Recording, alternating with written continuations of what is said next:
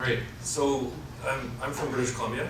I work with the government of British Columbia and with the Ministry of Energy, Mines and Petroleum Resources. And I'm responsible for a branch called the Energy and Industry Decarbonization Branch.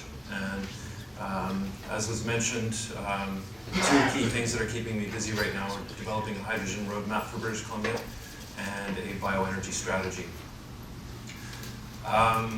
There are also a lot of similarities between British Columbia and Quebec, and I want to talk about our energy systems and tell a bit of a story about our thought process around hydrogen and renewable gas and how that fits in with our climate plan. Because I know these discussions are happening in a very similar way here in Quebec.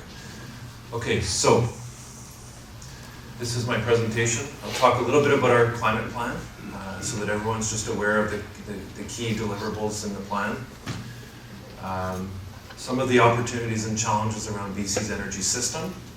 Right? From a policymaker's perspective, what do we have to think about? A very quick overview of our electricity profile in British Columbia. I'll talk about our 15% renewable gas target under Clean BC, which is our climate plan, hydrogen roadmap process, and then I offer some points for discussion. So this is a picture of the first hydrogen station in Vancouver. We now have 2 public stations.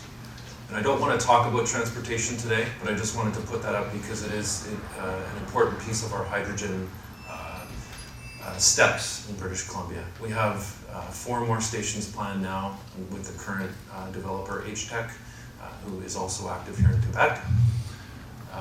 And so our challenge right now is to try and find a reliable supply for hydrogen for the stations. Okay, so that's as much as I'm going to say about transportation and hydrogen refueling. So just a bit of an overview on our climate plan, which is Clean BC. So the big focus on addressing the GHG reduction is through 3 things: biofuels, this includes gas and liquid, electrification, and energy efficiency. And then the key points are transportation. So we now have a ZEV standard in legislation, and we are in the process of developing the regulations for the ZEV standard, which we expect to be done in the spring. We offer incentives for vehicles and for infrastructure. And we have some clean fuels targets on the liquid side under Clean BC. So the commitment is for the production of 650 million litres of renewable fuels in British Columbia by 2030. And as you may or may not know, we also have a low carbon fuel standard in British Columbia, which requires a currently carbon intensity of 10% for fuel, and that's going up to 20% by 2030. For buildings where we live and work, we are aggressively going after building code improvements. We have an energy step code, which you may be aware of, and aggressive energy efficiency standards as well. We also have a robust incentive program for the built environment around retrofits, particularly around electrification. So 15% renewable gas is part of my responsibility. So by 2030, end-use delivered natural gas in British Columbia must be 15% renewable content by volume. And so I'll talk a little bit more about that later on in my presentation. On the community energy side, we do have some funding programs to help communities as well, which are dedicated funding programs for community energy like solar and biomass. On industry, so British Columbia also has a carbon tax, and which is at $40 a ton right now. It's going to go up each year until it hits $50 a ton. So next year it'll be $45, and then the year after $50 a ton. So the incremental revenue from that tax is going into the Clean Industry Fund, and that fund is intended to address direct GHG reduction activities for industry in the province, and that's operational right now. We also have a pretty robust natural gas sector in the province. We're a natural gas producer. We have an enormous amount of natural gas in British Columbia, And so what we're trying to do is address the methane emissions from that sector and also electrify that sector. So think about electrifying pumping stations, things like that. Reducing emissions from waste, so things like landfill, gas capture is already in place in regulation in British Columbia, and this is just a restatement of that commitment, and then a restatement to carbon pricing. Okay, so a little more detail. So there's our targets. These are in legislation. We are aiming right now for the first one, which is 40% by 2030.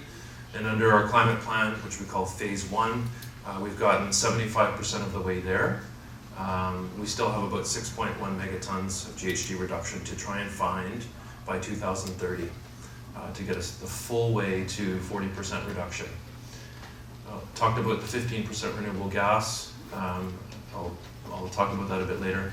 And then we're renewing the bioenergy strategy right now. We had a bioenergy strategy released back in 2008.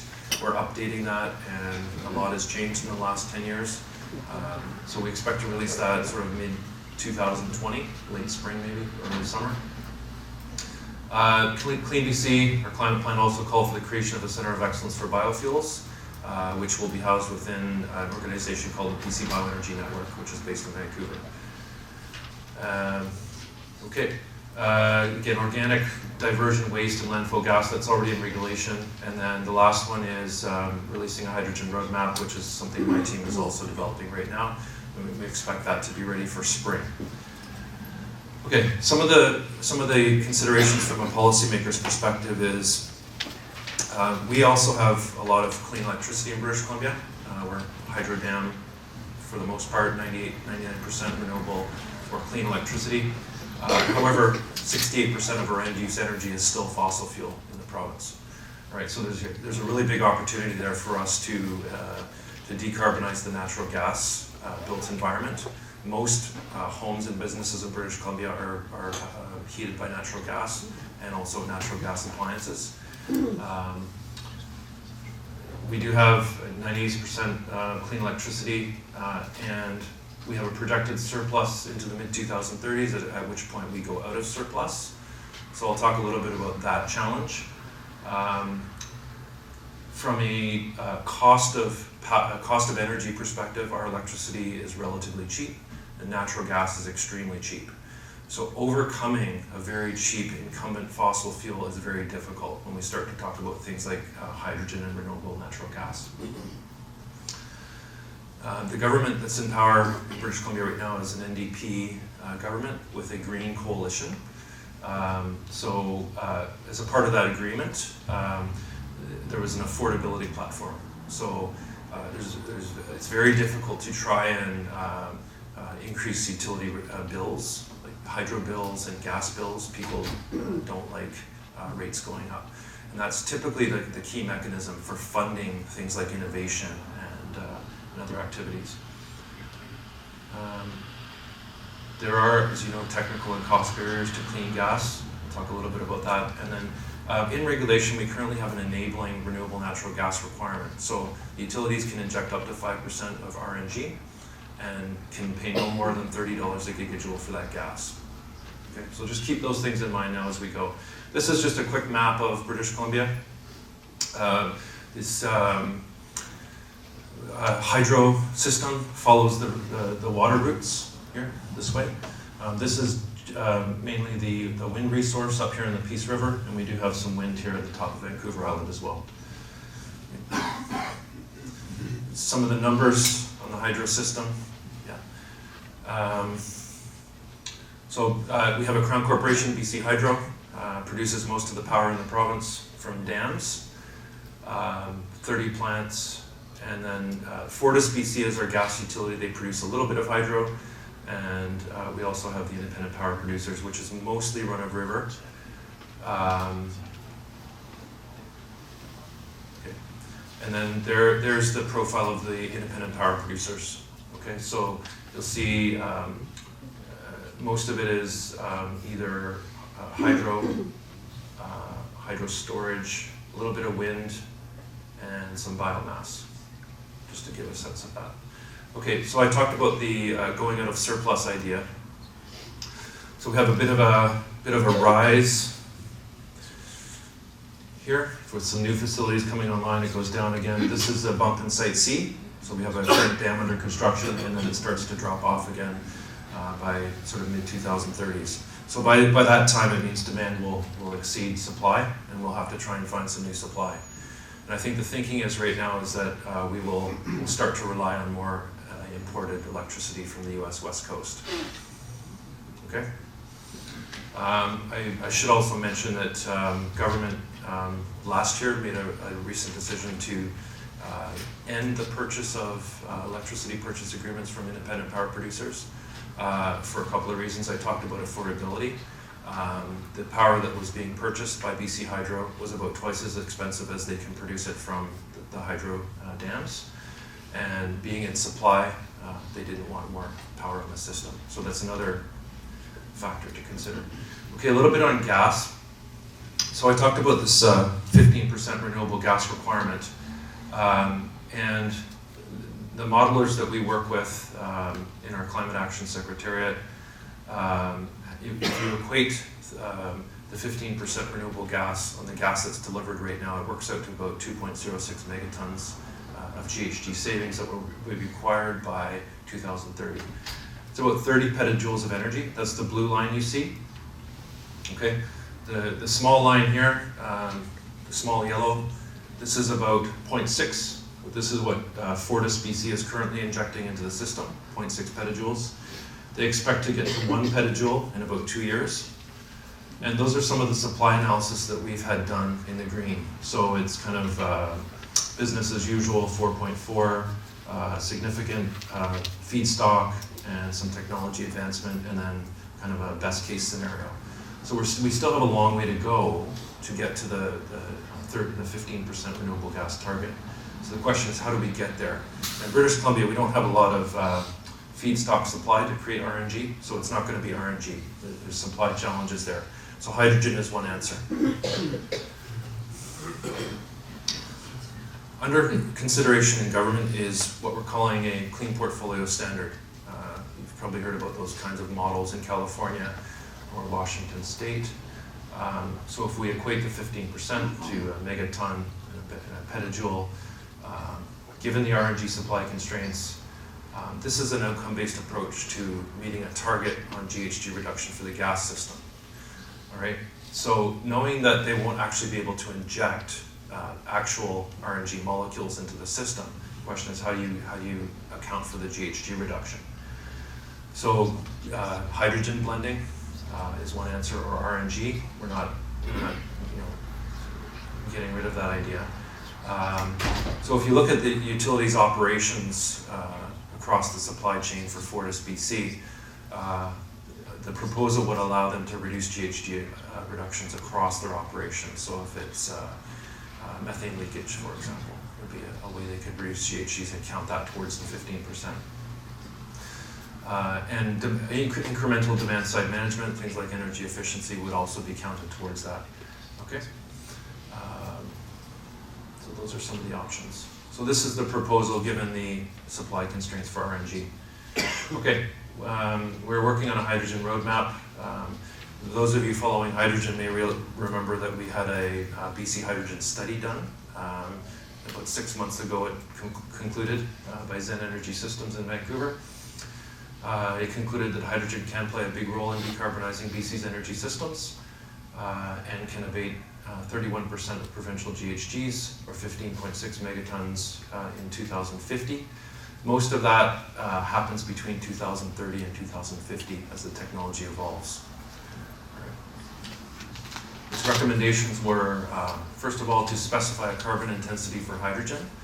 So when you look at the pathway that California has taken with SMR hydrogen, the recommendation is you could start with SMR hydrogen, but quickly need to ramp down the carbon intensity requirements for hydrogen over time to get to a green hydrogen requirement.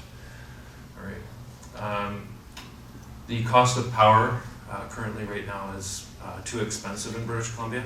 The large industrial rate is about $64 a megawatt hour, which turns out to be too costly when you look at CapEx and OpEx costs to overcome the incumbent fossil fuels. Right. Blending is a possibility into our gas network. obviously recommendation for fuel cells. The fuel cell sector in British Columbia has been in existence now for over 40 years.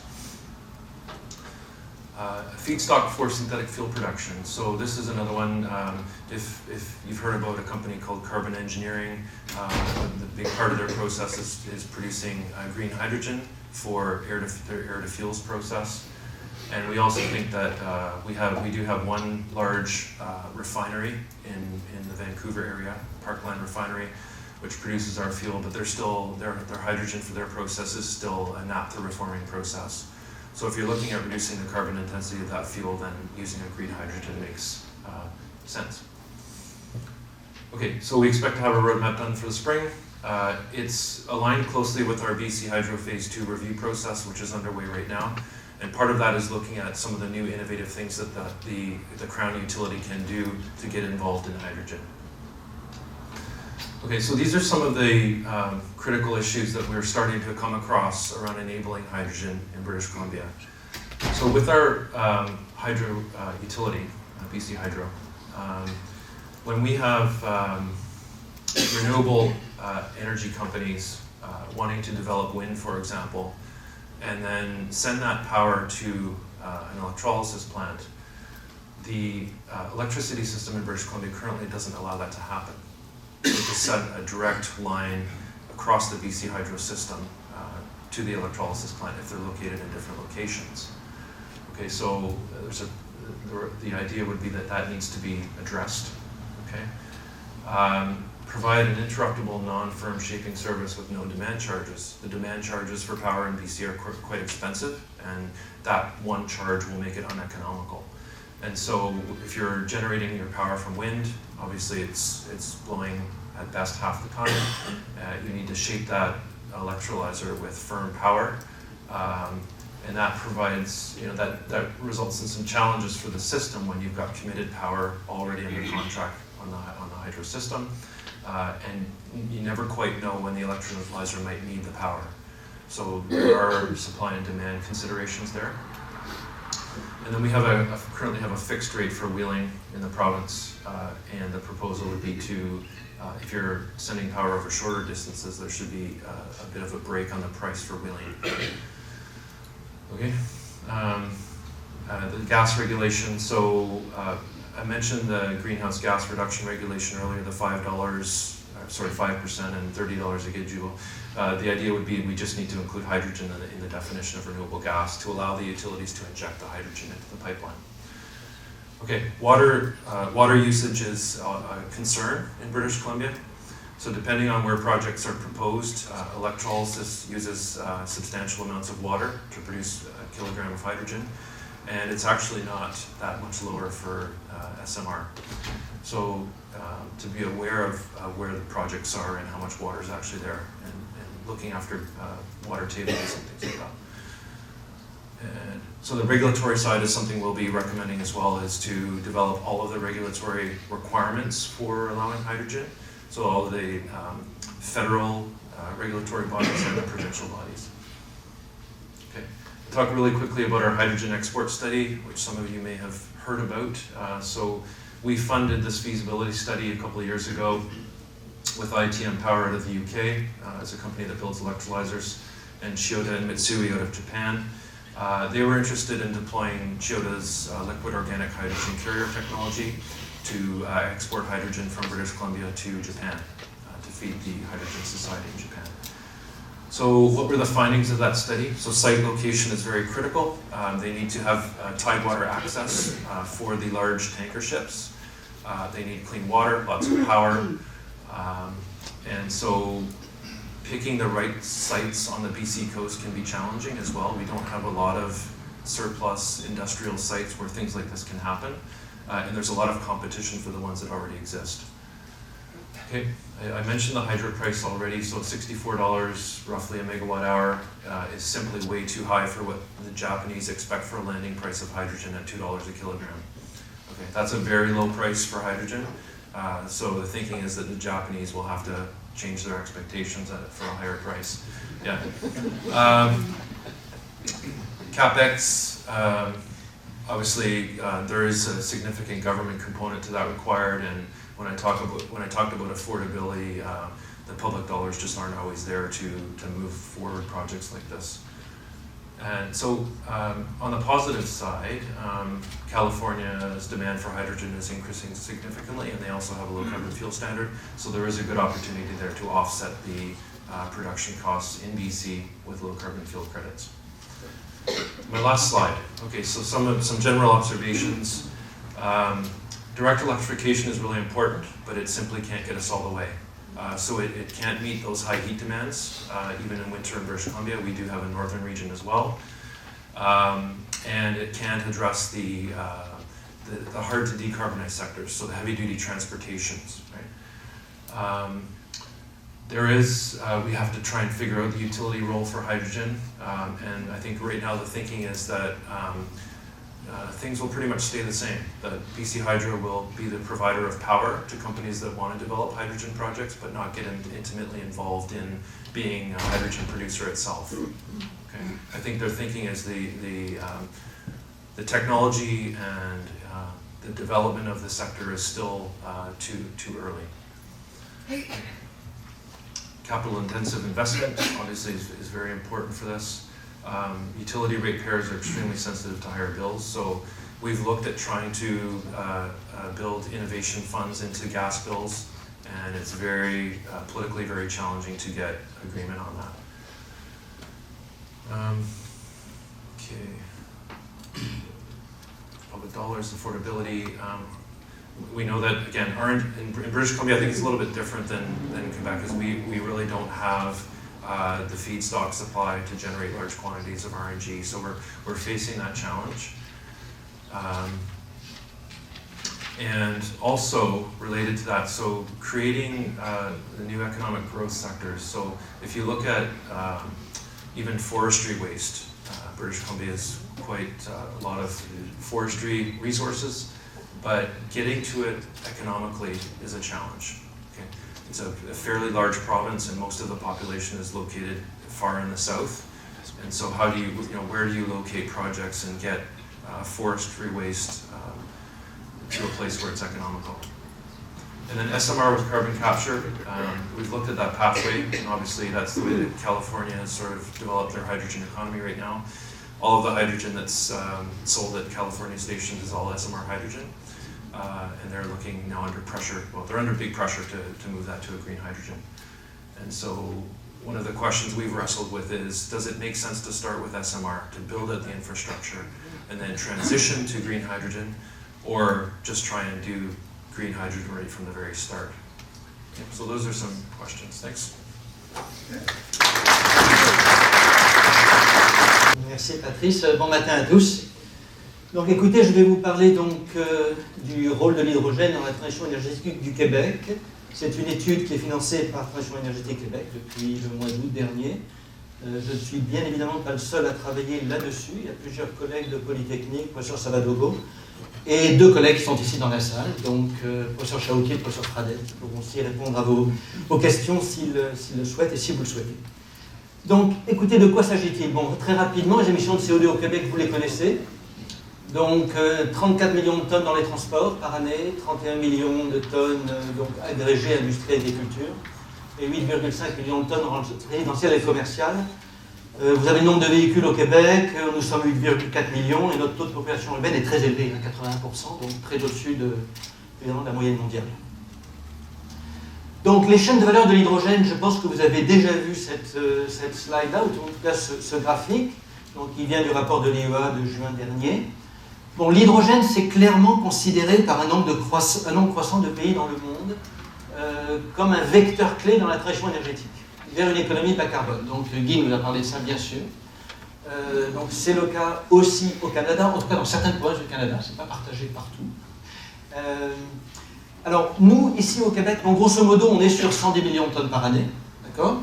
Et sur ces 110 millions, vous en avez environ 40, on va dire, qui sont captifs raffineries, donc mélangés à d'autres gaz en raffinage. Donc on parle de 70 à 75 millions de tonnes par an d'hydrogène qui est créé pour les autres besoins que du raffinage en interne, même s'il y a une partie qui va aussi dans le raffinage.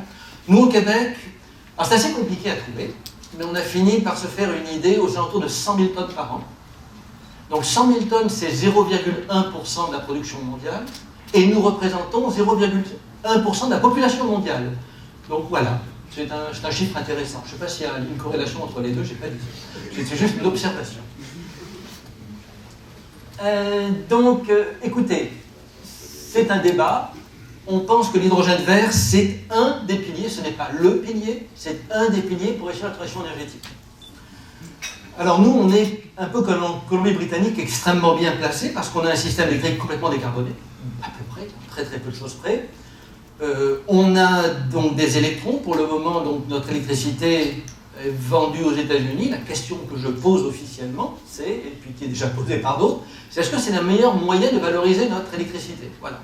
Alors ça, c'est un débat politique qui me dépasse, mais ce n'est pas très structurant pour l'économie du Québec de vendre des électrons aux autres. Alors qu'est-ce qu'on peut faire avec donc, ces électrons? Bien évidemment de l'hydrogène, pour des usages directs industriels, ou également, et les possibilités, donc passer par la filière méthane, et donc Guy nous en a parlé, et Laurent nous en parlera également. Donc, ce qui est assez intéressant, c'est la possibilité de passer. C'est que, en fait, l'hydrogène, c'est une passerelle entre un réseau électrique et un réseau de gaz naturel.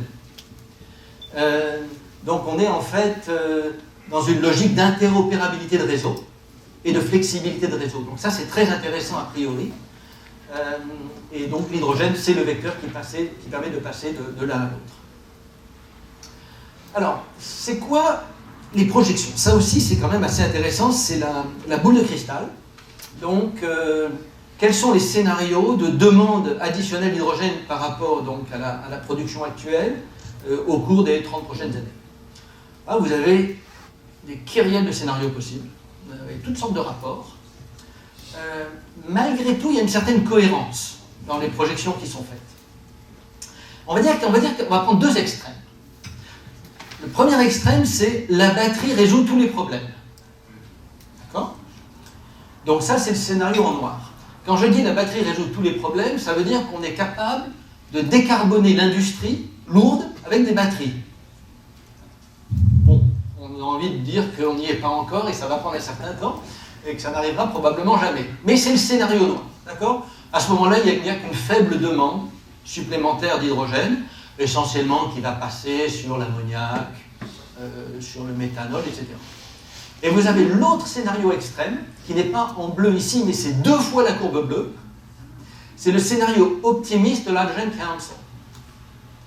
Okay, donc l'Hydrogen Council, c'est quand même les 50 plus grosses compagnies mondiales impliquées dans l'hydrogène, au sens large du terme. Donc c'est des milliards de dollars de revenus. C'est quand même des gens assez sérieux. Donc ils ont également une étude de scénario, et dans le scénario le plus optimiste en 2050, c'est 500 millions de tonnes d'hydrogène. Donc, si l'hydrogène est vert, une décarbonation de 5 gigatonnes de CO2. On va dire qu'on est à 40 gigatonnes par année émises, donc vous voyez qu'on n'est pas dans l'épaisseur du trait, là, on est dans vraiment des impacts majeurs sur la réduction du carbone. Donc, et entre les deux, vous avez des scénarios. Alors, vous avez le business as usual, donc le scénario d'évolution classique, on va dire, on fait comme maintenant, on est en jaune, et puis il y a des scénarios entre les deux. D'accord? Donc, ça, c'est une première chose. La deuxième chose, c'est quand est-ce qu'on voit réellement une production accrue d'hydrogène, donc vraiment un décollement de la courbe. Là, on est nécessairement lié à une question de coût de production d'hydrogène. C'est tout. Tout est là. Et là, on a envie de dire, allez, 2025, 2030, alors vous pouvez m'envoyer toutes les tomates que vous voulez après ça. On va dire qu'on est à peu près dans ces ordres de grandeur-là. C'est directement relié à deux choses. La chute des prix des électrolyseurs et évidemment le prix de l'électricité. C'est les deux gros facteurs. D'accord ? Quand vous discutez avec les fabricants d'électrolyseurs, ils vous disent que les prix vont diminuer d'un facteur 2 dans les 5 ans. Très bien. Donc ça, évidemment, ça change beaucoup la donne. Alors, donc les technologies de production, vous les connaissez. Donc on a parlé du vaporéformage. Alors ça, c'est 95% de la production mondiale actuellement. Ça vous fait un hydrogène, on va dire $2 la tonne. $2 le kilo, $2000 la tonne. D'accord ? Vous pouvez mettre des dollars, des euros, peu importe. C'est l'ordre de grandeur. Quand vous êtes donc à droite, alors à gauche évidemment, comme vous brûlez alors, soit du gaz naturel, soit du pétrole, ce qui est une drôle d'idée, soit du charbon, ce qui est en plus une drôle d'idée, ben vous avez un impact qui n'est pas négligeable. Hein. Grosso modo, pour le gaz, allez, on va dire qu'il y a un facteur 10, donc une tonne d'hydrogène, c'est 10 tonnes de CO2. Si vous brûlez l'hydrocarbure, vous êtes plutôt sur 12-13, ça va dépendre de ce que vous brûlez. Puis si vous brûlez du charbon, vous passez par la gasification du charbon, vous êtes à 19 tonnes.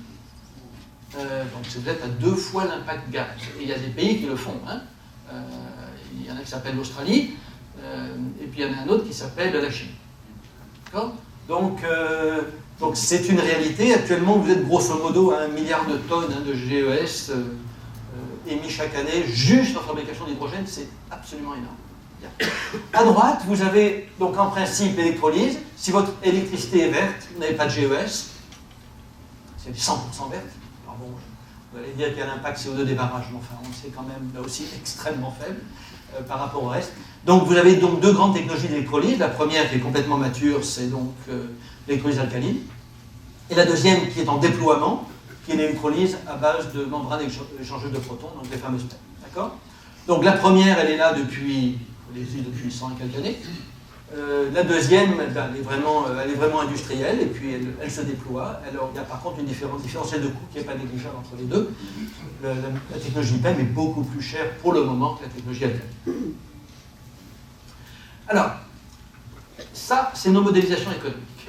Alors bon, je vais vous passer tous les détails méthodologiques qui sont derrière. Il y a un certain nombre de choses à retenir. Donc ici d'abord, dans ce graphique-là, vous avez le bracket rouge, ça c'est le coût de l'hydrogène vaporéformage. Et ensuite, en fonction du prix d'électricité, donc ce que vous pouvez être capable d'acheter. Donc on a pris nous le tarif L d'Hydro-Québec, 4,5 centimes du kilowattheure. Et nous avons pris ensuite 3,5. Alors pourquoi 3,5 ? C'est le dernier appel d'offres Saskatchewan éolien. Donc on est capable d'obtenir de l'hydrogène, de l'électricité à 3,5 cents en Saskatchewan avec des éoliennes. D'accord ? C'est ça que ça veut dire. Donc c'est un message pas subliminal pour Hydro-Québec. C'est-à-dire que, bon ben voilà, hein, les tendances sont claires. Donc ça c'est un point évidemment important, donc c'est vos coûts d'opération et vos coûts fixes. Donc, alors là ça dépend ce que vous prenez. Donc quand vous regardez les derniers rapports, donc ça c'est août 2019 du DOE, donc le laboratoire NREL à Golden, Colorado. Suivant la technologie que vous prenez, vous êtes entre 1500 et 2000 dollars le kilowatt. D'accord ? Bon. Donc, et ensuite, sur le long terme, je divise un facteur 2. Et donc, ça vous donne ceci. Donc, ce qui est assez intéressant, donc si je crois les fabricants d'électrolyseurs qui me disent que dans 5 ans, le coût d'électrolyseur va diviser un facteur 2, et si je convainc nos amis d'Hydro-Québec qu'il faut qu'ils baissent leur tarif d'électricité, alors, je suis ici. Ceci, sans taxe carbone. Le SMR, il est tel quel. Si maintenant vous mettez une taxe carbone sur, effectivement, les émissions de gaz à effet de serre de vos vaporéformeurs, ben, votre courbe en rouge va se déplacer vers le haut. Donc voilà, le message est clair. C'est qu'il y a 10 ans, on disait l'hydrogène, c'est pour les rêveurs. En 2020, on dit que l'hydrogène, ce n'est plus pour les rêveurs. C'est une réalité. Bon, cette analyse, on l'a faite, alors on est très bien placé au Québec. Mais il y a d'autres pays aussi dans le monde qui sont bien placés. Donc, la production devient rentable. Alors, maintenant, qu'est-ce que vous en faites de l'hydrogène ? Alors bon, tout à l'heure, j'ai dit que l'hydrogène, il va dans le raffinage, il va dans l'ammoniac, il va dans le méthanol, et puis ensuite, il va dans des usages beaucoup plus réduits pour le moment. Donc ça, c'est une figure que j'ai prise du dernier rapport de la BNA en Allemagne. Vous avez en fait 4 grands morceaux. Le premier, c'est vous faites du méthane. Vous pouvez injecter directement l'hydrogène dans le réseau de gaz, ou bien faire du méthane, donc du gaz naturel synthétique. Deuxième option, vous passez par la technologie Fischer-Tropsch. Donc essentiellement, vous faites des hydrocarbures. Des hydrocarbures, des cires aussi, entre parenthèses. Troisième possibilité, vous faites du méthanol. Et enfin, vous faites de l'ammoniac. Et en fait, vous vous apercevez que si vous avez de l'électricité verte, donc de l'hydrogène vert, Et si vous êtes capable de capturer du CO2, donc vous avez une source de CO2 et vous le capturez, vous pouvez refaire complètement notre chimie actuelle. C'est assez extraordinaire. Donc en fait, on peut refaire tous nos carburants, on peut refaire toute notre chimie, et on est maintenant dans une boucle type économie circulaire. Alors, évidemment, il y a un certain coût derrière ça, on est d'accord. Mais je veux dire, techniquement, c'est possible. Et ça devient, suivant les secteurs, ça devient compétitif. C'est ça aussi qui est intéressant. Alors, il y a des choses qui ne sont pas compétitives. Le gaz naturel renouvelable, ce n'est pas compétitif pour le moment et ça va prendre un certain temps. Et quand on regarde les projections de coûts, regardez en particulier un rapport de la Royal Society qui est sorti à la fin de 2019, même en 2050, on a du mal par rapport au prix du gaz naturel tel qu'on peut le voir actuellement. Évidemment, on met toujours une certaine barre d'inflation là-dessus, mais du gaz naturel, il y en a encore. Vous avez probablement vu il y a 3 jours que Abu Dhabi a découvert un champ majeur au large de Dubaï. Donc il y en a encore du gaz naturel. D'accord ? Donc c'est une option. Moi, personnellement, ce n'est pas l'option que je préfère. Je pense qu'on a pas mal de choses à faire sur la fiche Tropsch, même si ça reste coûteux. C'est toute la chimie verte, en fait, qui est là. Et ensuite, alors évidemment, il y a le rôle du méthanol et de l'ammoniac. Alors l'ammoniac et le méthanol, ce sont des carburants. Alors, ce n'est pas que des carburants pour la mobilité, mais ce sont des carburants. Le méthanol, c'est déjà 10% dans l'essence. Donc ça, c'est déjà un impact direct. L'ammoniac, lui, c'est quelque chose qui peut être brûlé. Alors éventuellement dans des moteurs diesel, qui sont à peine modifiés, mais qui peut être également brûlé en centrale thermique. Donc c'est toute la stratégie japonaise actuellement. Japonais, pendant des dizaines d'années, pendant des années, ils ont dit on a une stratégie hydrogène. Et de plus en plus, ils disent on a une stratégie ammoniac. Évidemment, qui utilise l'hydrogène, mais qui va utiliser également l'azote, bien sûr. Donc on est sans CO2 en principe. Alors vous allez me dire, parce que vous êtes tous des grands experts en chimie, vous dire oui, mais si je brûle de l'ammoniac, j'ai de l'oxygène dans l'air, je vais faire des NOx. Pas tellement mieux. Alors la réponse c'est oui et non. La réponse c'est oui, vous en faites, mais vous pouvez les contrôler. Et c'est en fait toute la stratégie, je dirais, génie chimique, on va dire génie procédé du Japon, qui consiste évidemment à abattre ces NOx, parce que sinon on n'a pas gagné énormément. Donc, et complètement à droite, vous avez toute la kyrielle évidemment de possibilités entre la mobilité, les applications industrielles, le chauffage des bâtiments et j'en passe. Bien, donc l'électrification des transports, donc ça vient de l'Hydrogen Council. Bon, c'est une réalité, alors c'est une réalité plus ou moins commerciale. Vous avez des véhicules hydrogène, il y en a bien trop peu, mais il y en a maintenant. Vous avez des chariots élévateurs, donc ça c'est un marché qui se développe. Vous avez les autobus, donc Van Hool a maintenant un autobus pour... il y en a d'autres, Solaris et autres, qui sont en fonction. Vous avez quelques camions pour le moment en développement, entre Hyundai, Kenworth, Toyota et les autres. Vous avez des trains, vous avez Alstom à son Coradia, donc Eilint en Allemagne. Vous avez des tramways. Donc il y a pas mal de choses. Et on sent que finalement, cette mobilité lourde, cette mobilité intensive est quelque chose à regarder. Et probablement plus intéressant à court terme que la mobilité privée. Je pense que c'est ça qui est dessus. Alors, quelques ordres de grandeur. Quand on regarde la mobilité intensive, et en fait ça renforce le message que je viens de vous donner, clairement, autobus, camions lourds, je ne parle pas de camions légers, camions lourds, donc les gros camions qu'on voit sur l'autoroute 20 entre Québec et Montréal, ceux-là, c'est des candidats intéressants. Les autobus urbains, les autobus scolaires. Vous savez, on a 8600 autobus urbains au Québec, on a 10 000 autobus scolaires. Donc c'est absolument énorme. Donc ceux-là aussi, ils peuvent être décarbonés. Donc certainement une analyse beaucoup plus fine à faire avec les utilisateurs, avec les usagers et avec les constructeurs. Je pense que ça c'est vraiment important, parce qu'il y a quand même des coûts de développement quand même derrière ça. Donc si on regarde le camionnage lourd au Québec, j'ai fait le calcul, on aurait besoin d'environ 900 000 tonnes par an d'hydrogène, donc c'est 6 gigawatts d'électrolyse, donc c'est 300 unités liquide Bécancour, c'est 9 milliards de dollars, voilà, ou c'est 6 fois le barrage de la Romaine pour ceux qui le connaissent. Donc il ne faut peut-être pas tout décarboner d'un coup. Mais bon, si on se dit déjà 10%, mais 10% c'est quand même pas négligeable. Donc en chimie verte, on a, j'ai envie de vous dire, 3 grandes options. Enfin, je vais dire les options faciles, entre guillemets pour le mot facile. Vous avez l'ammoniac, vous avez le DME. Le DME, c'est le diméthyléther. Grosso modo, c'est une forme de méthanol. En fait, c'est 2 méthanol, moins de l'eau. C'est une molécule qui est un peu plus complexe que celle que le méthanol. C'est très intéressant, le DME, parce que c'est un substitut du propane. Donc en fait, plutôt que de brûler du propane dans nos fermes au Québec, qui est du propane importé, on pourrait en fait brûler du DME qu'on fabrique nous-mêmes, avec du CO2 qu'on recycle. Donc quelque part, il y a un intérêt absolument clair là-dessus. Et la possibilité, donc, évidemment, comme je le mentionnais, de faire du méthane, mais c'est quand même pas mal plus coûteux. Bien. Alors, on n'est pas les seuls à travailler là-dessus. Il y a déjà plus de 20 feuilles de route qui ont été publiées dans le monde par des pays. Je n'ai pas parlé des régions, je vais parler des pays.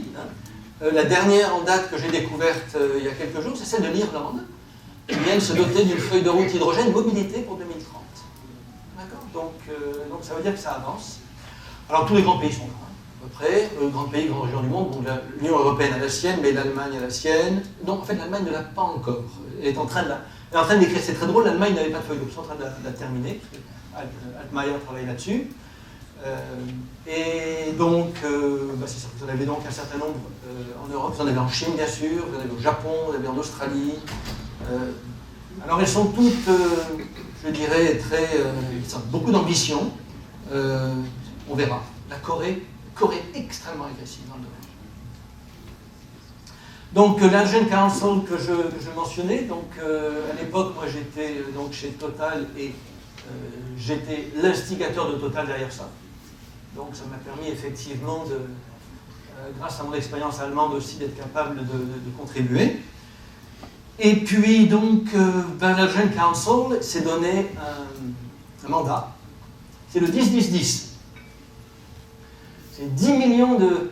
Alors, c'est pas des véhicules, c'est de systèmes. C'est pas juste des véhicules, ça peut être aussi des systèmes statiques. Donc, excusez-moi, il y a une erreur aussi. C'est 10 millions de systèmes fonctionnant dans l'hydrogène, 10 000 points de ravitaillement en 10 ans. Actuellement, sur la table, il y en a pour 90 milliards de dollars. Donc, c'est quand même pas négligeable. D'accord ? Vous en avez un peu partout. Donc la grande question, une fois qu'on a passé à travers ce panorama rapide, c'est qu'est-ce qu'on fait ? La grande question. Alors, en fait, la réponse, c'est pas nous qui l'avons, c'est vous qui l'avez. C'est qu'est-ce qu'on fait collectivement ? C'est-à-dire, qu'est-ce que l'on est prêt à faire, à entreprendre ensemble comme société pour décarboner notre système énergétique du Québec.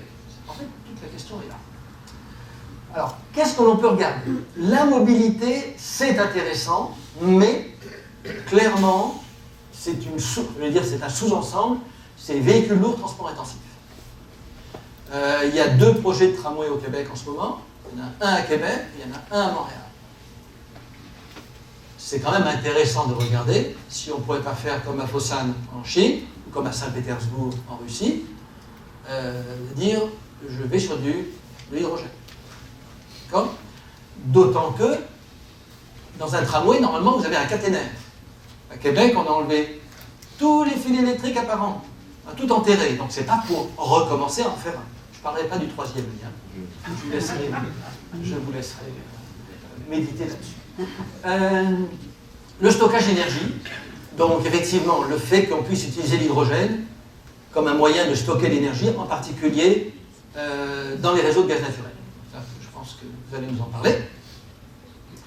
Pour l'hydrogène indirect, donc c'est j'utilise l'hydrogène pour faire quelque chose d'autre.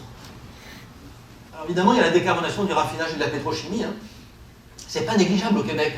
C'est 250 tonnes par jour d'hydrogène qui est fabriqué dans nos 2 raffineries, donc on est allé au mieux à 2500 tonnes de CO2 par jour émis. D'accord ? Donc là, il y a peut-être un travail à faire. Alors, c'est sûr que remplacer du vaporéformage par des électrolyseurs, il va falloir être brave quand on va regarder les prix.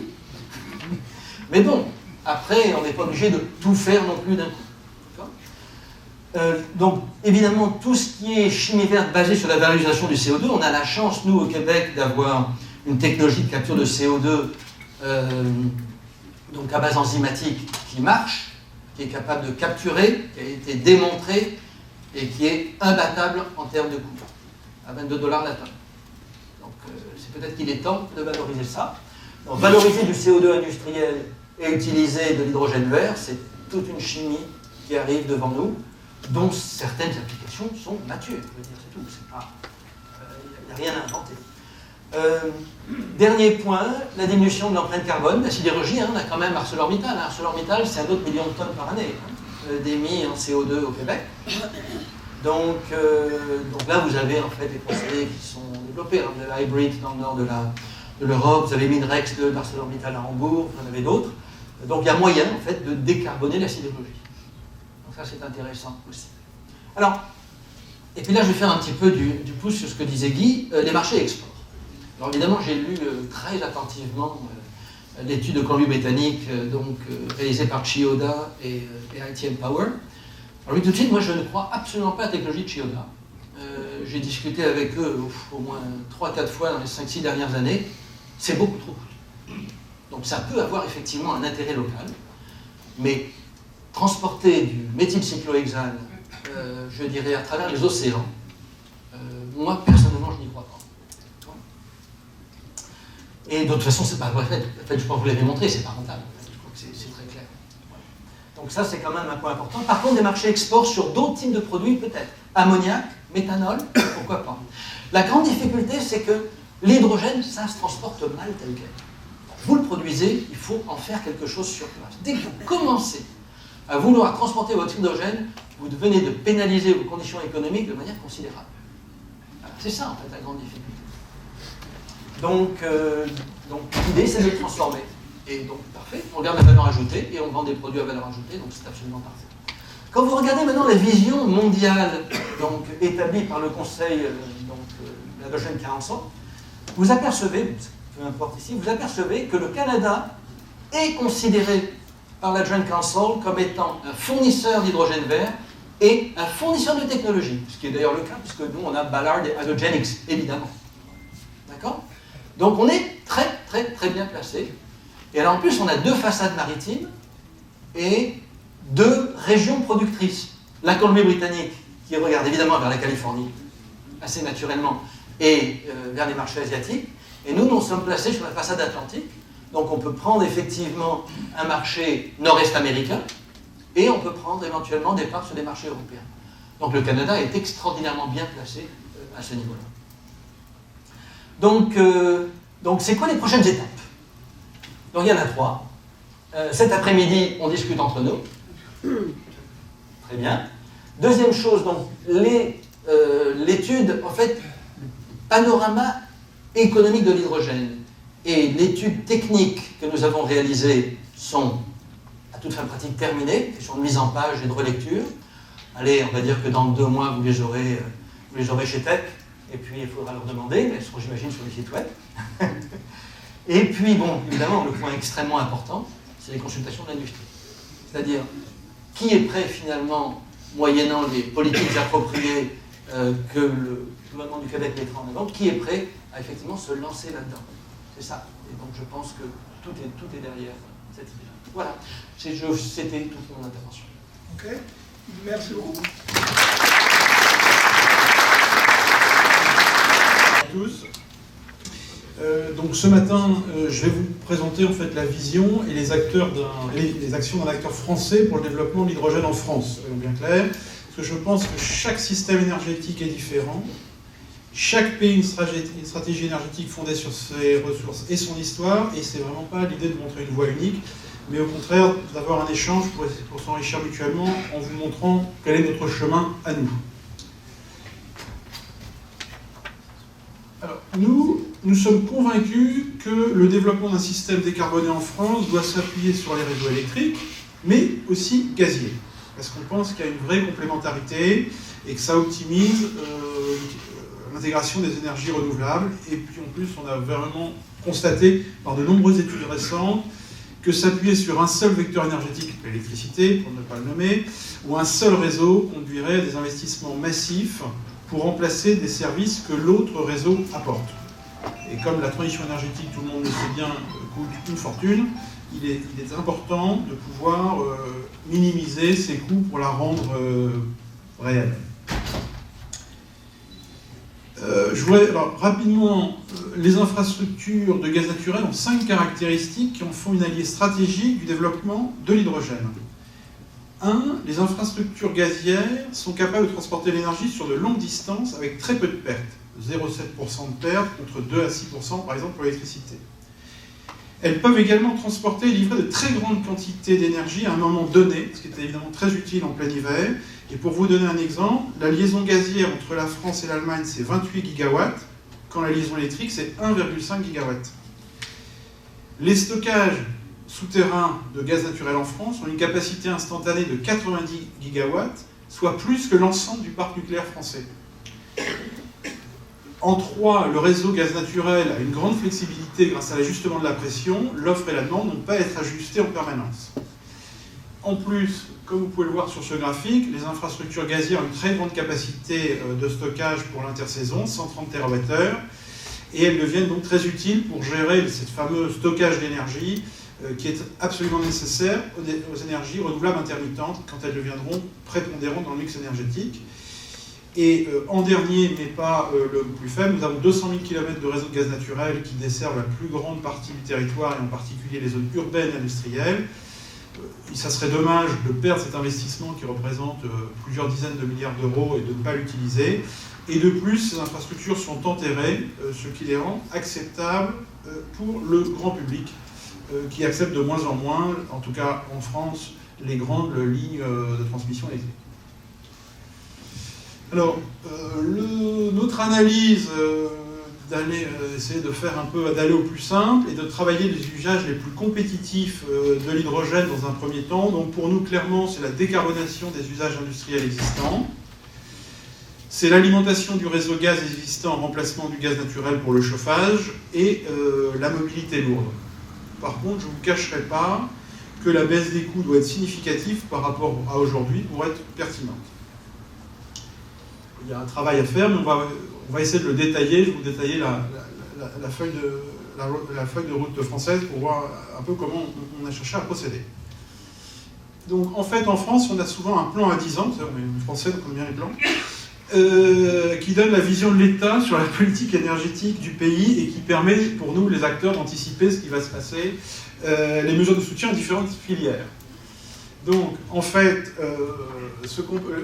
la cible qui va être la nôtre dans les 10 prochaines années, ça va être l'hydrogène industriel décarboné, qui doit atteindre, on doit le décarboner à hauteur de 20 à 40% d'ici 10 ans.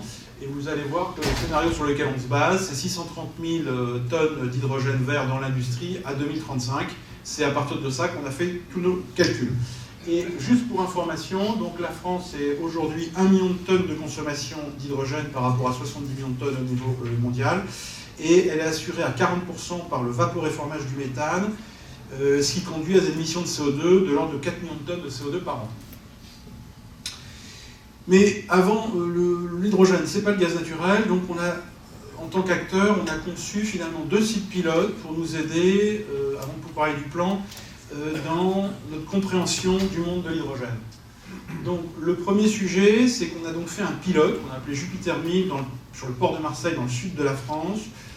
Il y a 4 ans, on a démarré. C'était concevoir, construire, tester une installation de Power-to-Gas pilote avec la capacité de produire de l'hydrogène par électrolyse en utilisant de l'énergie renouvelable disponible sur le réseau, de produire du méthane synthétique à partir de cet hydrogène qui réagit avec du dioxyde de carbone capté sur un site industriel à proximité et d'injecter ces gaz dans le réseau de gaz naturel existant.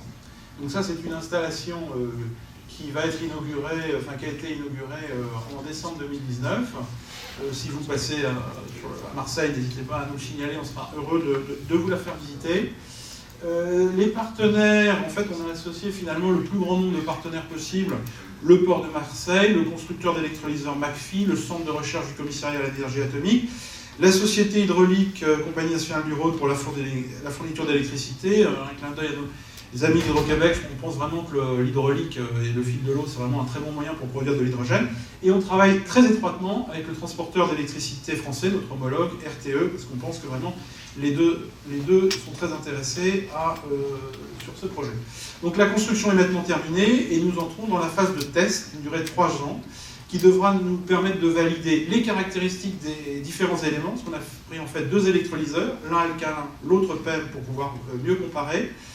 On va analyser la flexibilité apportée au réseau électrique, donc la vérification des performances d'un électrolyseur au regard des exigences pour participer à des services de flexibilité du système électrique, et la capacité de l'installation à réagir au prix du marché de l'électricité.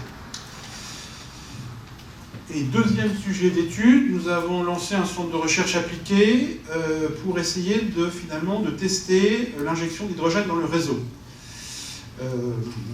Donc pour essayer de déterminer pour essayer de déterminer en fait les zones favorables sur notre réseau pour l'injection d'un mélange de gaz naturel et hydrogène. Donc il y a quand même un gros travail à effectuer, c'est la nature des réseaux et des équipements. Certains matériels sont plus sensibles que d'autres à la teneur en hydrogène.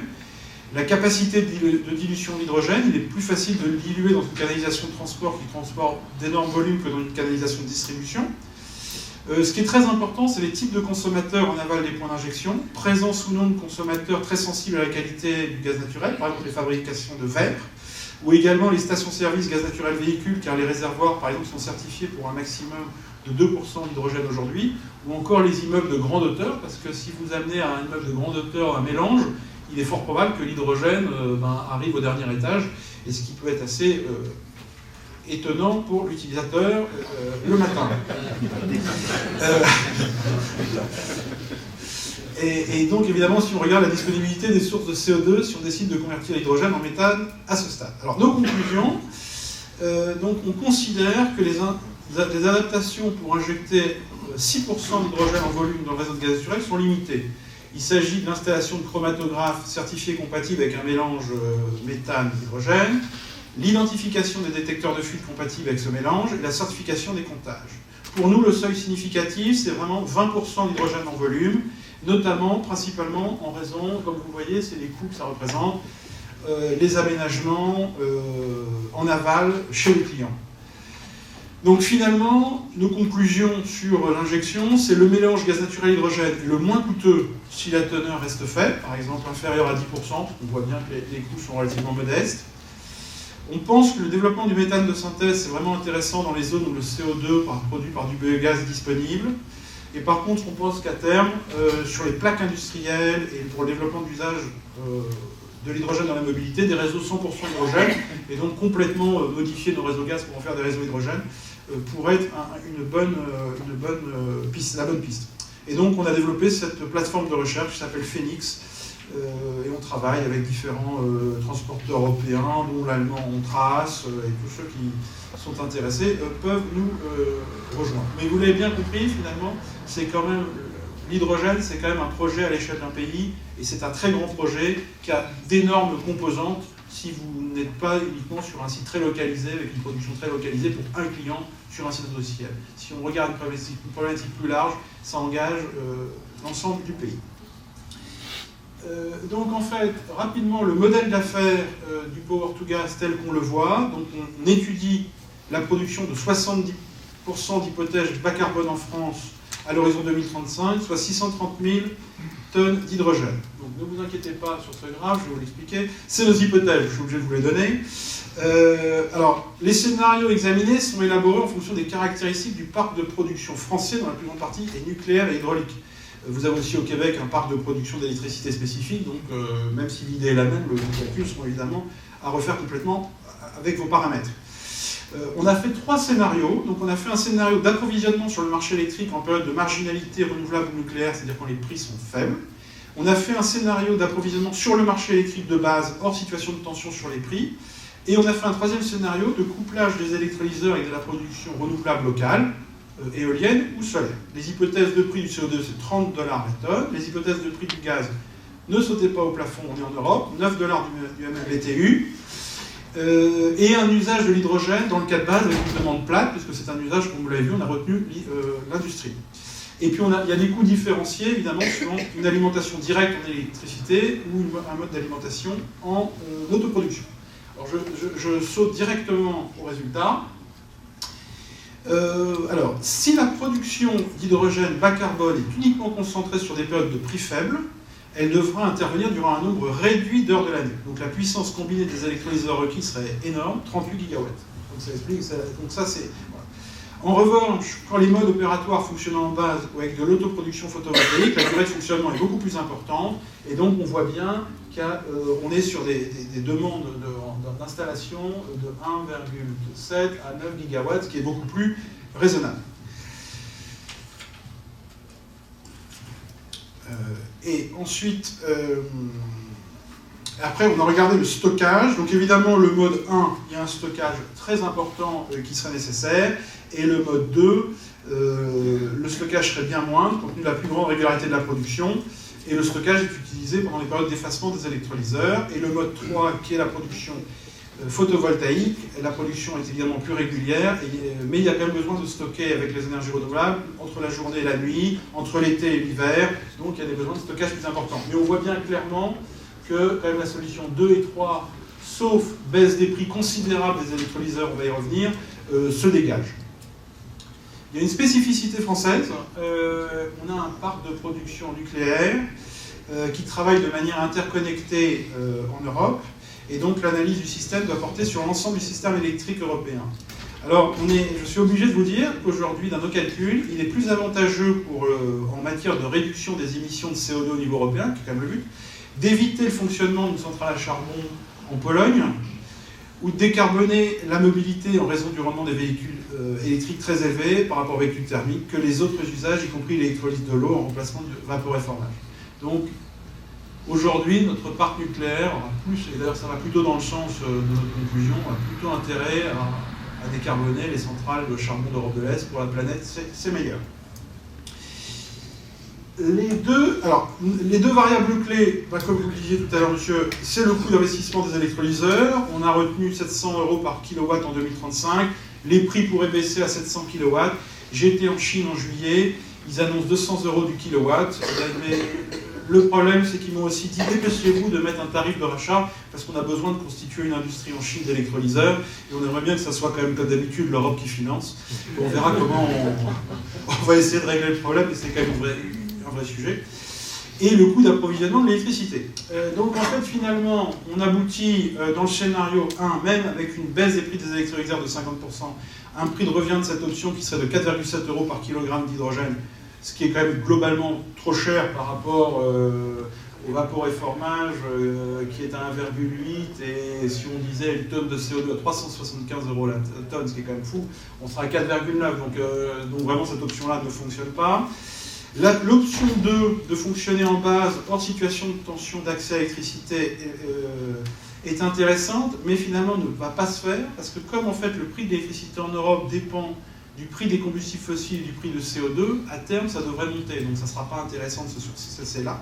Et donc finalement, notre conclusion, c'est que le mode de fonctionnement en autoproduction permet de s'affranchir du prix du marché de l'électricité et donc du prix du CO2, et l'enjeu principal porte sur la maîtrise du coût complet de l'installation d'autoproduction. Et les grandes fermes solaires au sol apparaissent comme les bons vecteurs, notamment au sud de la France, pour maximiser le potentiel. Mais là, alors là je vais ouvrir de manière plus concrète pour un business développeur tel que je suis, ce qui quand même m'intéresse. Qu'est-ce qu'on peut faire? Donc, on a rencontré nos amis marocains, et parce que le Maroc a un potentiel, comme le sud de l'Espagne, le sud de la France ou le sud du Portugal, un potentiel solaire formidable. En plus, c'est un pays qui a développé une industrie renouvelable remarquable, avec une très grande planification. Ils sont vraiment les premiers en Afrique, et c'est un pays très, très sérieux. Et en plus, ils ont la plus grande compagnie de phosphate africaine qui exporte énormément d'engrais, donc l'ammoniac vert pourrait être quelque chose de très intéressant pour eux. Et on a regardé avec eux, donc, est-ce que c'est le procédé type Kyoda? Non plus, je suis d'accord avec vous, j'y crois pas trop.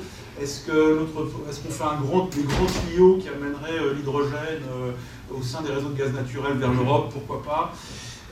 Mais moi, si vous voulez, ma conclusion personnelle, et ça c'est une carte de l'Agence internationale de l'énergie qui montre les prix. Alors en rouge, c'est là où vous êtes bien situé. Donc vous voyez bien quand même qu'il y a quand même toute une barre des pays bien ensoleillés, mais aussi l'Australie. Vous avez aussi le Québec, est pas mal situé grâce à l'hydraulique, le sud de l'Europe.